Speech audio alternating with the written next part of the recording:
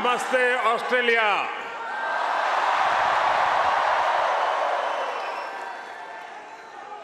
Australia के प्रधानमंत्री और मेरे प्रिय मित्र हिज एक्सेलेंसी अल्बनीज़ी, ऑस्ट्रेलिया के पूर्व प्रधानमंत्री his excellency Scott Morrison,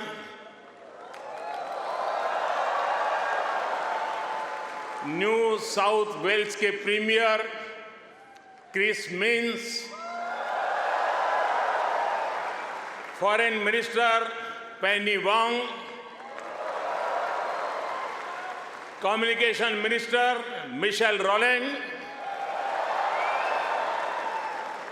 energy minister Chris Bowen, leader of opposition Peter Dutton, assistant foreign minister Tim Watts, New South Wales के उपस्थित मंत्रिमंडल के सभी आदरणीय सदस्य, पैरामाटा से सांसद सदस्य डॉक्टर एंड्रयू चार्ल्टन, यहां उपस्थित ऑस्ट्रेलिया के सभी सांसद सदस्य, मेयर, डिप्टी मेयर, काउंसिलर्स और ऑस्ट्रेलिया में रह रहे प्रवासी भारतीय जो आज इतनी विशाल संख्या में उपस्थित हुए हैं, आप सबको मेरा नमस्कार।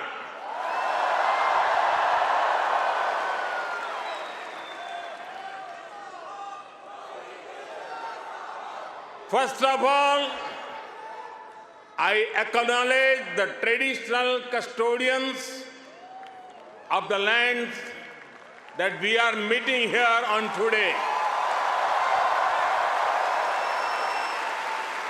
I pay my respect to their elders, past, present, and emerging. I also celebrate all First Nations people who may be with us today. Friends, मैं जब 2014 में आया था तो आपसे एक वादा किया था। वादा ये था कि आपको फिर भारत के किसी प्रधानमंत्री का 28 साल तक इंतजार नहीं करना पड़ेगा।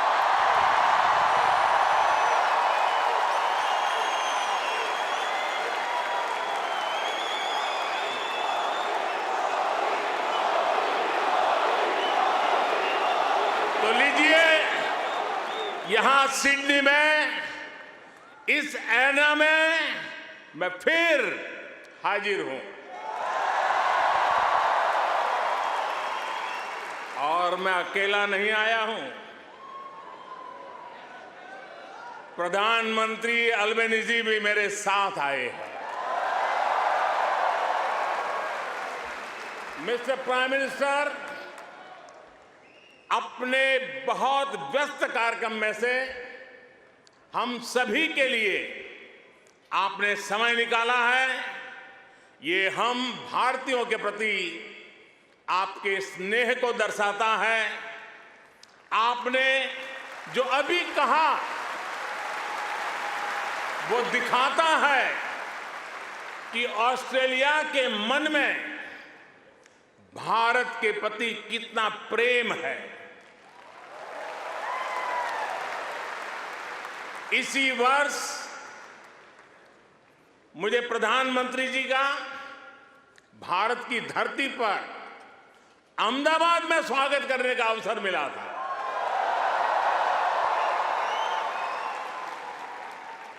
आज उन्होंने यहां लिटिल इंडिया के फाउंडेशन स्टोर को अनवील करने में मेरा साथ दिया है, मैं उनका बहुत बहुत आभार व्यक्त करता हूं। Thank you my friend Anthony.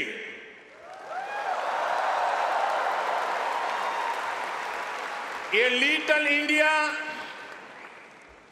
Australia के विकास में भारतीय समुदाय के योगदान का भी एक रिकॉग्निशन है।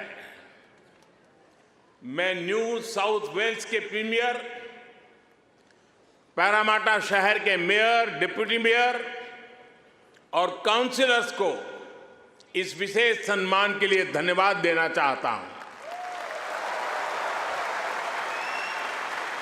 साथियों, मुझे खुशी है कि न्यू साउथ वेल्स में प्रवासी भारतीय समुदाय से कई लोग सार्वजनिक जीवन में सक्रिय भागीदारी कर रहे हैं, अपनी पहचान बना रहे हैं।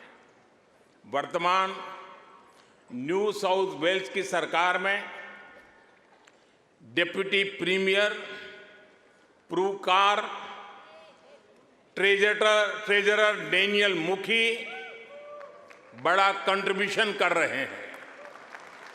और कल ही भाई समीर पांडे पैरामाटा के लॉर्ड मेयर चुने गए हैं।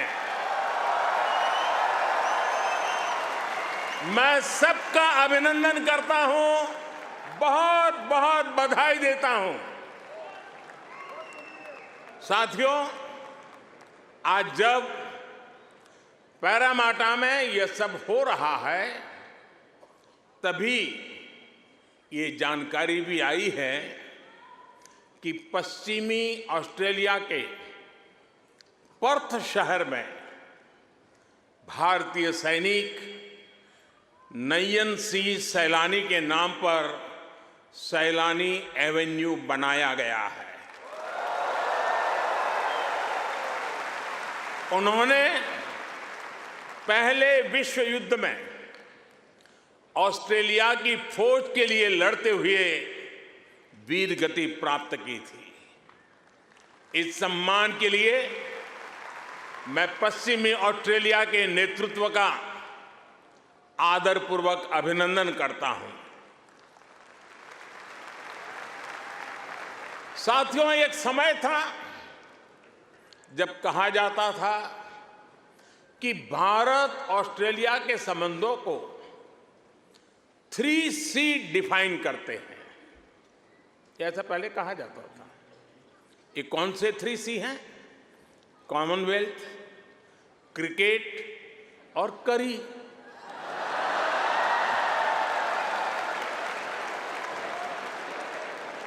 इसके बाद कहा गया कि भारत ऑस्ट्रेलिया के संबंध 3D पर आधारित है। डेमोक्रेसी, डायस्पोरा और दोस्ती। कुछ लोगों ने यह भी कहा कि भारत ऑस्ट्रेलिया के संबंध 3E पर आधारित है। एनर्जी, इकोनॉमी और एजुकेशन। यानी कभी C, कभी D, कभी E। अलग अलग कालखंड में ये बात संभवतः सही भी रही है, लेकिन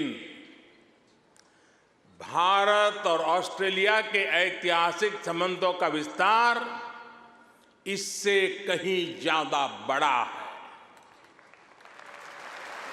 और जानते हैं, इन सारे संबंधों का सबसे बड़ा आधार क्या है? जानते हैं?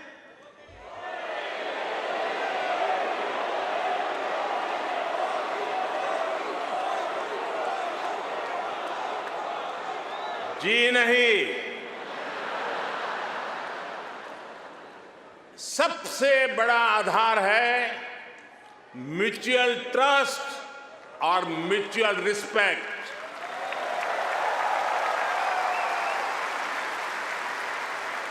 ये म्यूचुअल ट्रस्ट और म्यूचुअल रिस्पेक्ट सिर्फ भारत ऑस्ट्रेलिया के डिप्लोमेटिक रिश्तों से विकसित नहीं हुआ है। इसकी असली वजह है, इसकी असली ताकत है आप ऑस्ट्रेलिया में रहने वाले हर एक भारतीय। आप उसकी असली ताकत है। इसकी असली वजह है ऑस्ट्रेलिया के 2.5 करोड़ से ज्यादा सिटीजन्स।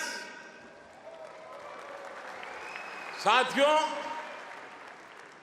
हमारे बीच भौगोलिक दूरी जरूर है, लेकिन हिंद महासागर हमें आपस में जोड़ता है।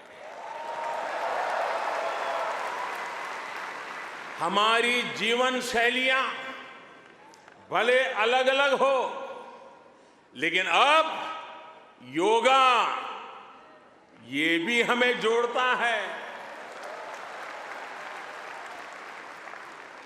क्रिकेट से तो हम ना जाने कब से जुड़े हुए हैं,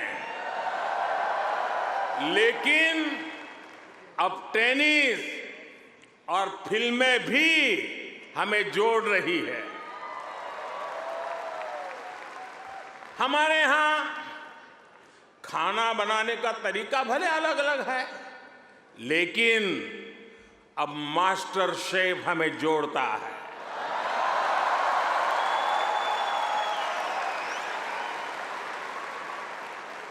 हमारे यहां पर्व त्योहार भले अलग अलग मनाए जाते हैं, लेकिन हम जुड़े हुए हैं दिवाली की रौनक से,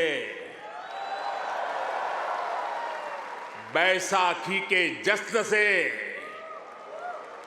हमारे यहां भाषाएं भले अलग अलग बोली जाती हो, लेकिन हम जुड़े हुए हैं मलयालम, तमिल, तेलुगु, पंजाबी, हिंदी भाषाएं पढ़ाने वाले इतने सारे स्कूलों से। साथियों, ऑस्ट्रेलिया के लोग, यहां के निवासी इतने विशाल हृदय के हैं, दिल के इतने अच्छे और सच्चे हैं कि भारत की इस विविधता को खुले दिल से स्वीकारते हैं।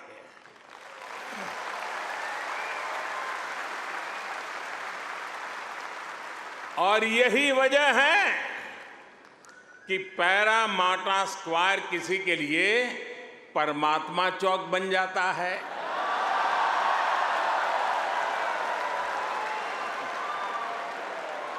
विक्रम स्ट्रीट भी विक्रम स्ट्रीट के रूप में मशहूर हो जाती है, और हैरिस पार्क कई लोगों के लिए हरीश पार्क हो जाता है।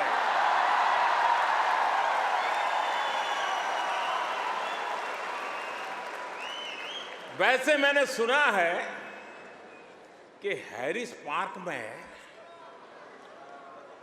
चटका की चाट,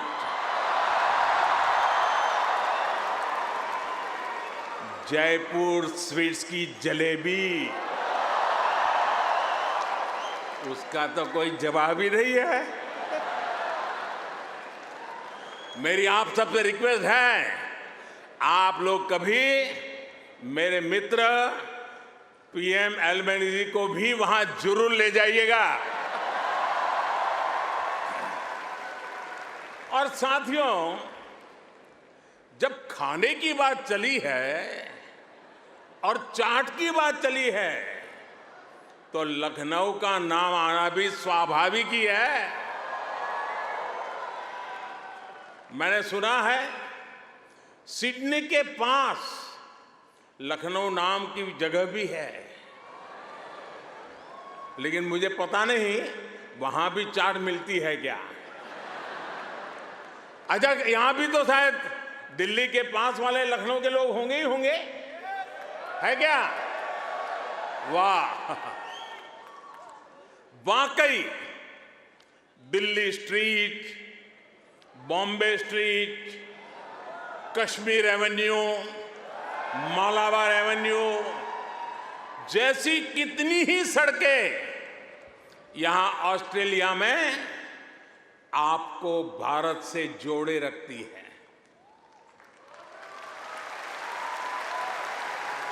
मुझे बताया गया कि अब तो ग्रेटर सिडनी में इंडिया परेड भी शुरू होने जा रही है।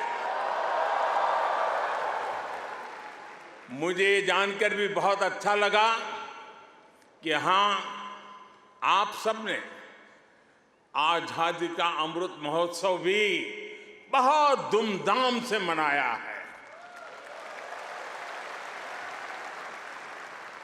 यहां की कई सारी सिटी काउंसिल्स में बहुत सारे कार्यक्रम किए गए हैं। सिडनी ओपेरा हाउस जब तिरंगे की रोशनी से सराबोर हुआ तो यहां हर भारतीय का दिल खुश हो गया।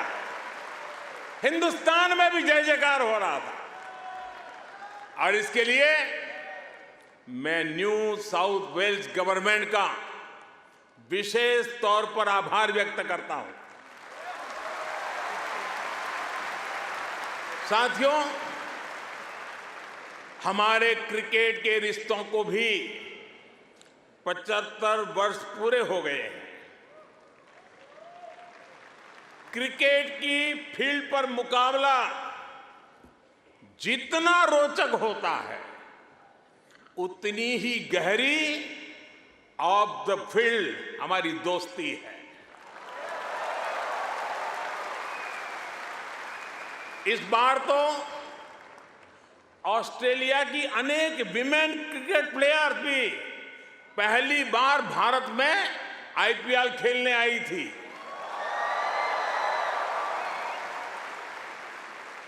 और साथियों, ऐसा नहीं है कि हम सिर्फ सुख के ही साथी हैं। अच्छा दोस्त तो सुख का तो साथी होता है, दुख का भी साथी होता है।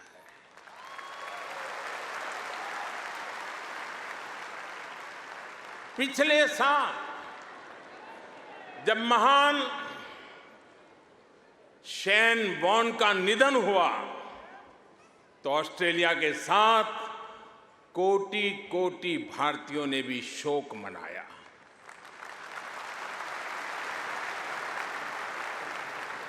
ये ऐसा था जैसे हमने अपना कोई खो दिया है। साथियों, आप सभी यहां ऑस्ट्रेलिया में हैं, यहां के विकास को देख रहे हैं। आप सभी का एक सपना रहा है कि हमारा भारत भी विकसित राष्ट्र बने।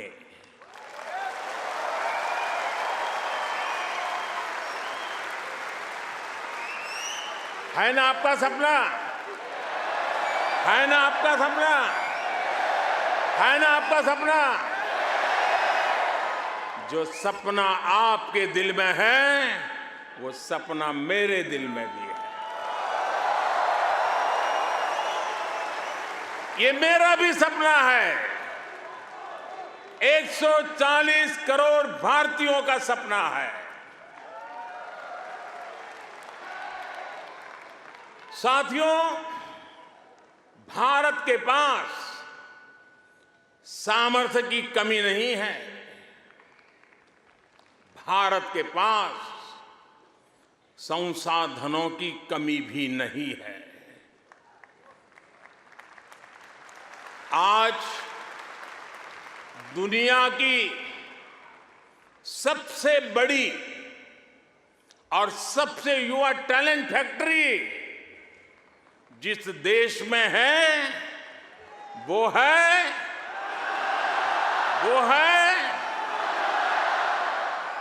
सही जवाब दे रहे हैं आप, वो है इंडिया। मैं ये बात फिर दोहरा रहा हूं, आज दुनिया की सबसे बड़ी और सबसे युवा टैलेंट फैक्ट्री जिस देश में है वो है।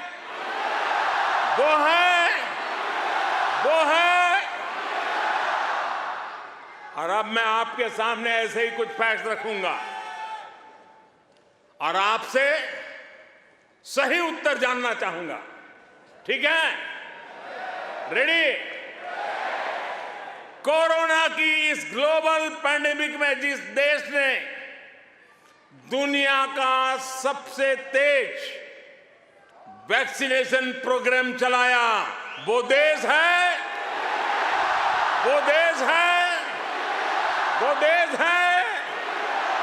आज जो देश दुनिया की फास्टेस्ट ग्रोइंग लार्ज इकोनॉमी है, वो है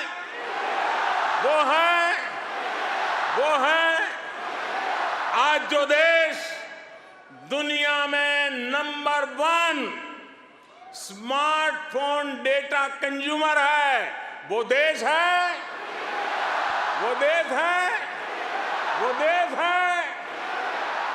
आज जो देश फिनटेक एडॉप्शन रेट में नंबर 1 है, वो देश है।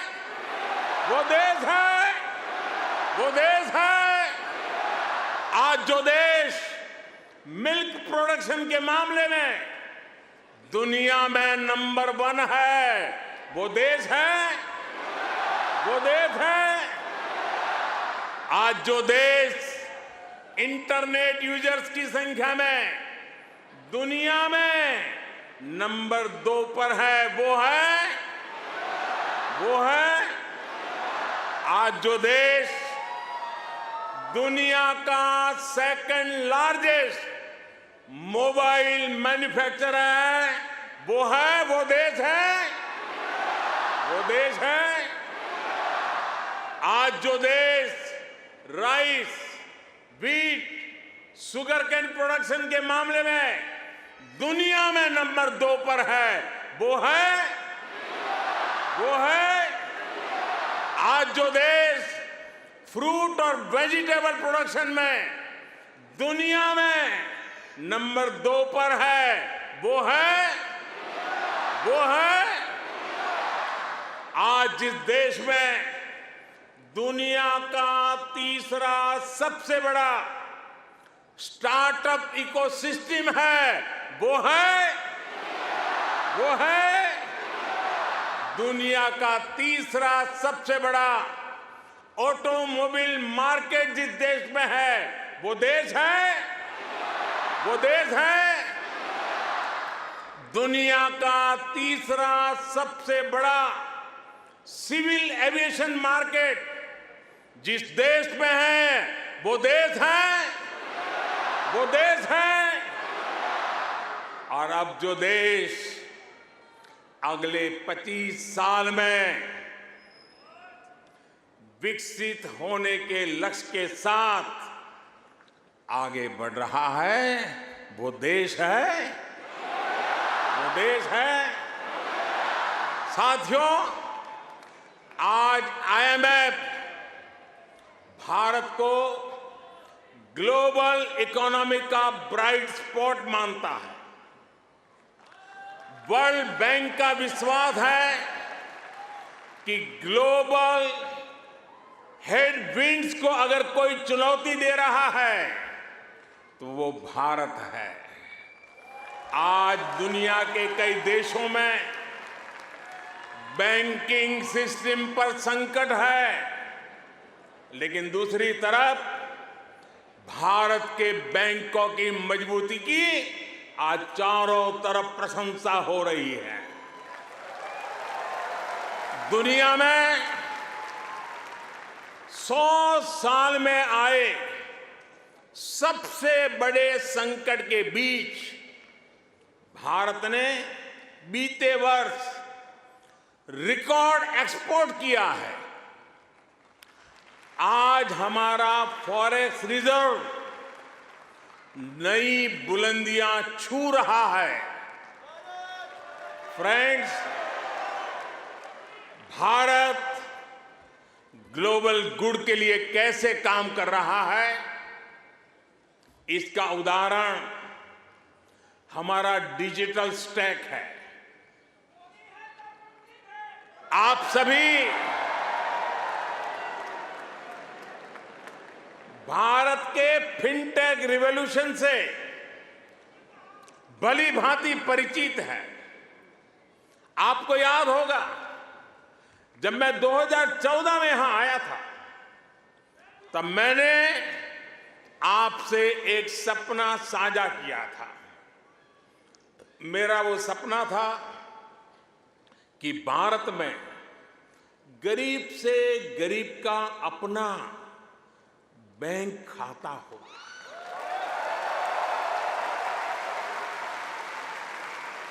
आपको गर्व होगा दोस्तों, आपको गर्व होगा कि पिछले 9 वर्ष में हमने करीब 50 करोड़ भारतीयों के यानी करीब 500 मिलियन बैंक अकाउंट खोले हैं।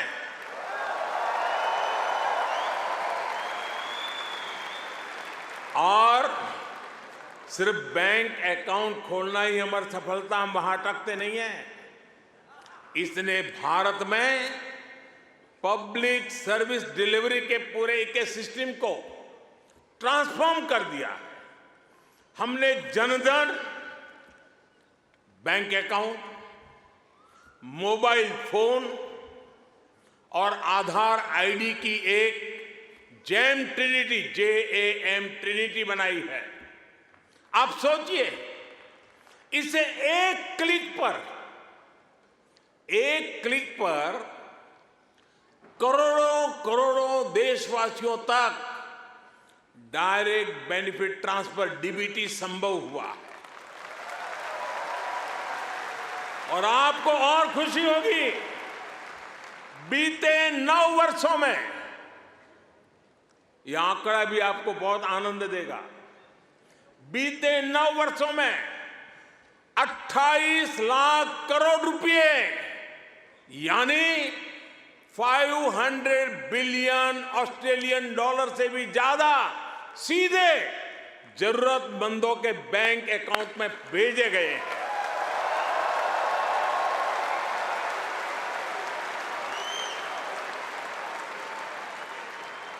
कोरोना के समय में बहुत से देशों को अपने नागरिकों को पैसे भेजने में मुश्किल आई थी, लेकिन भारत उन देशों में था जो एक क्लिक पर ये काम पलकों में कर रहा था।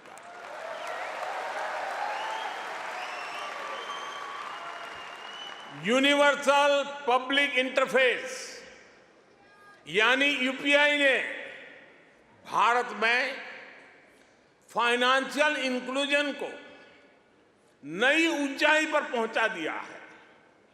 आज दुनिया के 40% रियल टाइम डिजिटल पेमेंट्स अकेले भारत में होते हैं।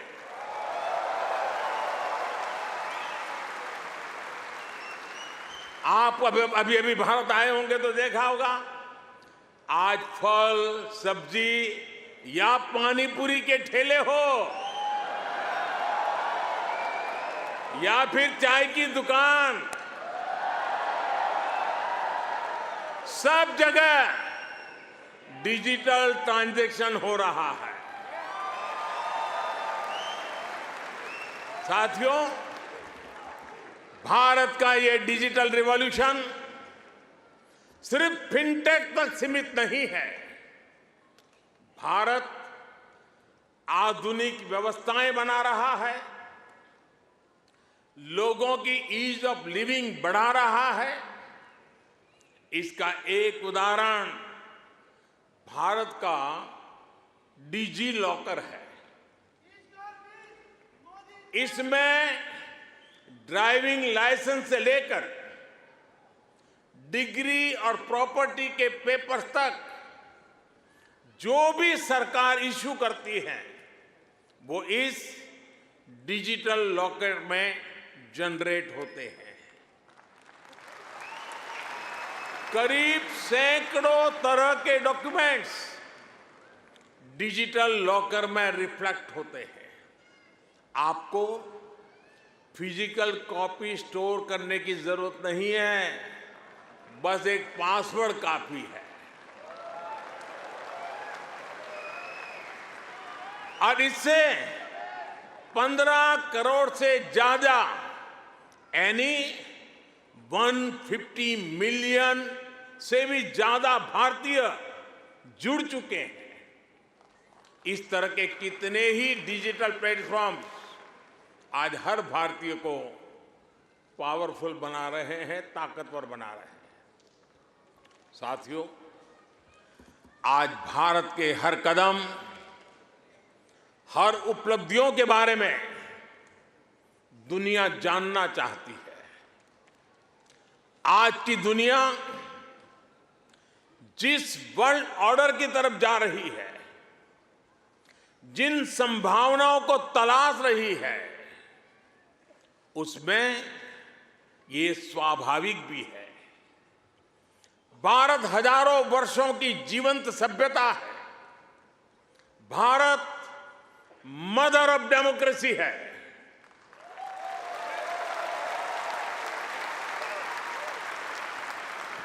हमने समय के अनुसार खुद को ढाला है, लेकिन अपने मूल सिद्धांतों पर, फंडामेंटल्स पर हमेशा टिके रहे हैं।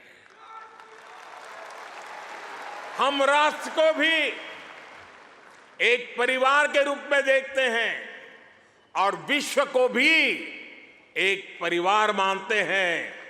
वसुधैव कुटुंबकम।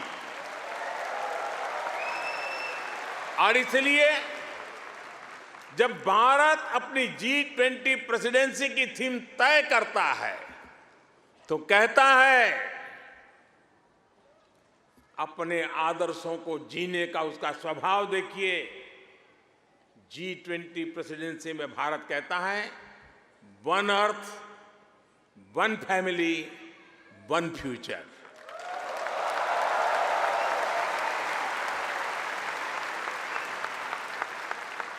जब भारत पर्यावरण की रक्षा के लिए सोलर एनर्जी के बड़े लक्ष्य तय करता है तो कहता है वन सन, वन वर्ल्ड, वन ग्रिड। जब भारत वैश्विक समुदाय के स्वस्थ रहने की कामना करता है तो कहता है one earth, one health. Bharat वो देश है जिसने कोरोना के संकट में दुनिया के 150 से ज्यादा देशों को उस संकट की घड़ी में दवाइयां भेजी।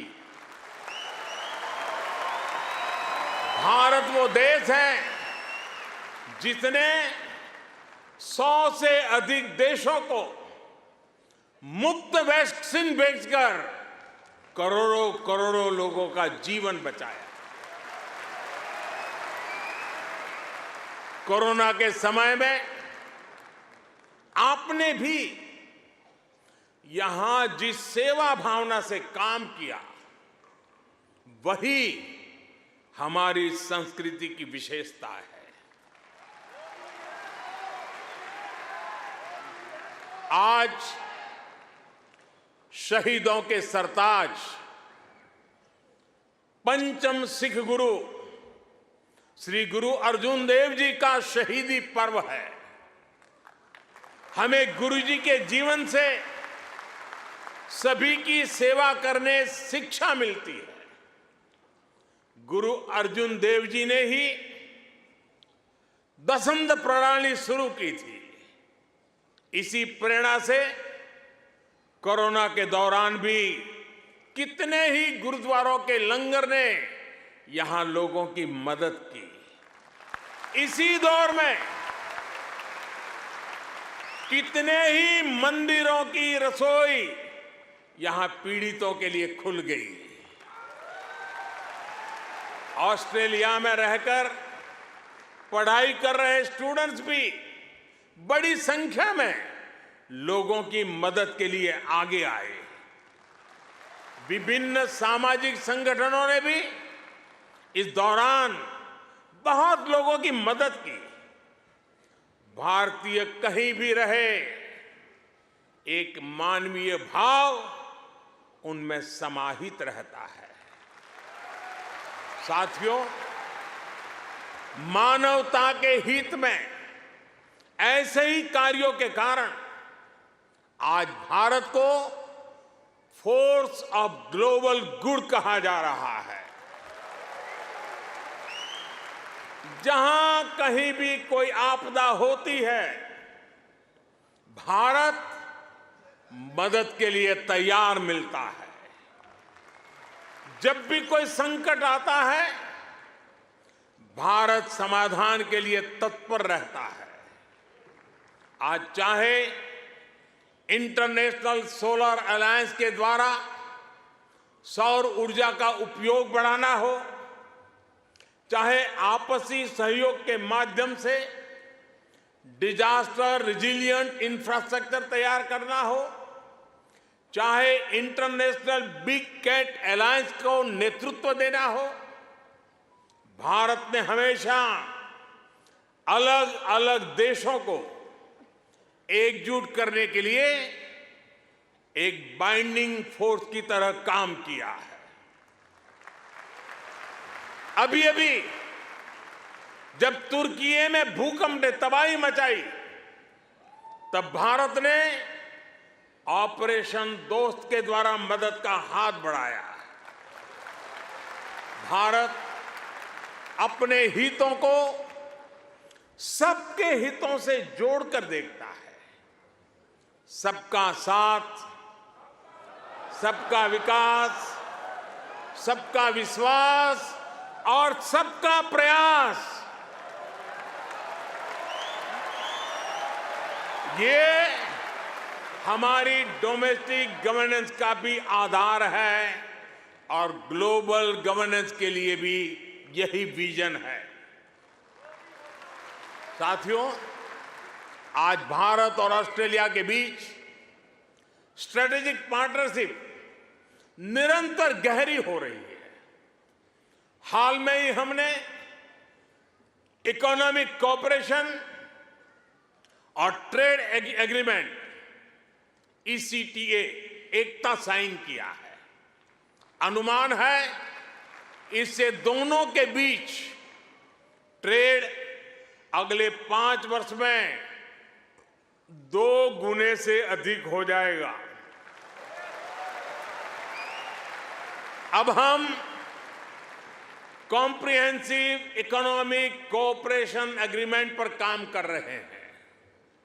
हम रिजिलिएंट और रिलायबल सप्लाई चेन्स का निर्माण कर रहे हैं। इससे दोनों देशों के बिजनेस को बल मिलेगा ही, दुनिया को भी नया विश्वास मिलेगा। आज भारत और ऑस्ट्रेलिया के बीच कई डायरेक्ट फ्लाइट्स हैं। बीते वर्षों में फ्लाइट्स की संख्या बढ़ी है। आने वाले दिनों में इनकी संख्या और बढ़ेगी।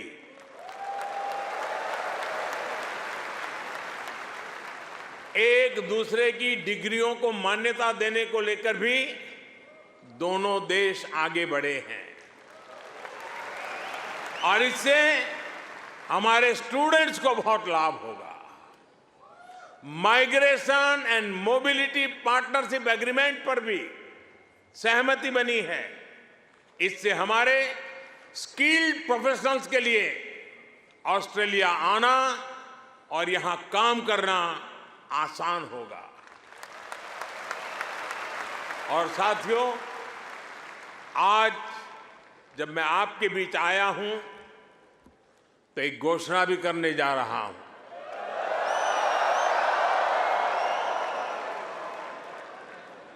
ब्रिस्बेन में भारतीय समुदाय की बहुत समय से जो मांग थी, अब उसे पूरा किया जाएगा।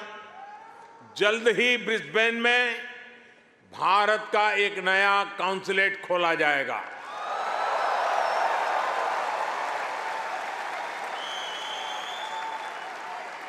फ्रेंड, भारत और ऑस्ट्रेलिया की गहरी होती पार्टनरशिप मां भारती में आस्था रखने वाले प्रत्येक व्यक्ति को सशक्त करेगी। आपके पास टैलेंट है, अपनी स्किल की ताकत है और साथ ही अपने कल्चरल वैल्यूज भी है। ये वैल्यूज आपको ऑस्ट्रेलिया के लोगों के साथ घुल मिलकर रहने में बड़ी भूमिका निभाते हैं। मैं कल ही पापुआ न्यू गिनी से आया हूं।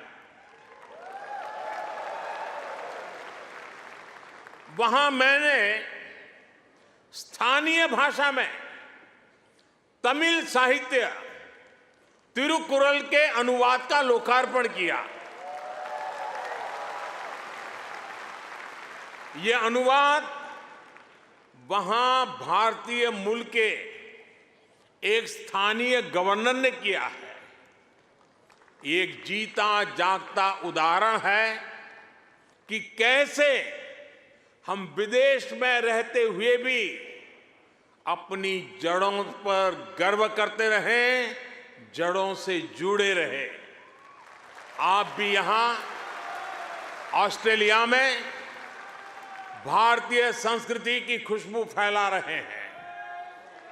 आप ऑस्ट्रेलिया में भारत के कल्चरल एम्बेसडर हैं, भारत के ब्रांड एम्बेसडर्स हैं। साथियों, मैं मेरी बात समाप्त करने से पहले आपसे कुछ मांगना चाहता हूं। देंगे?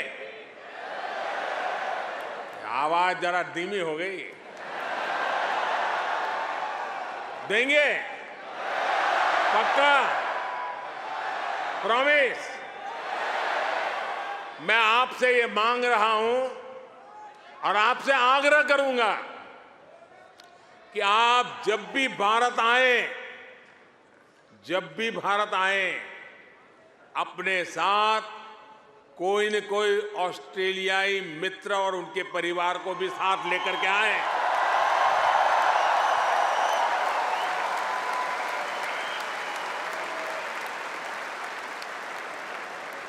इससे उन्हें भारत को समझने का, जानने का और ज्यादा बेहतर मौका मिलेगा। आप इतनी बड़ी तादाद में आए, लंबे अरसे के बाद आपको मिलने का मौका मिला।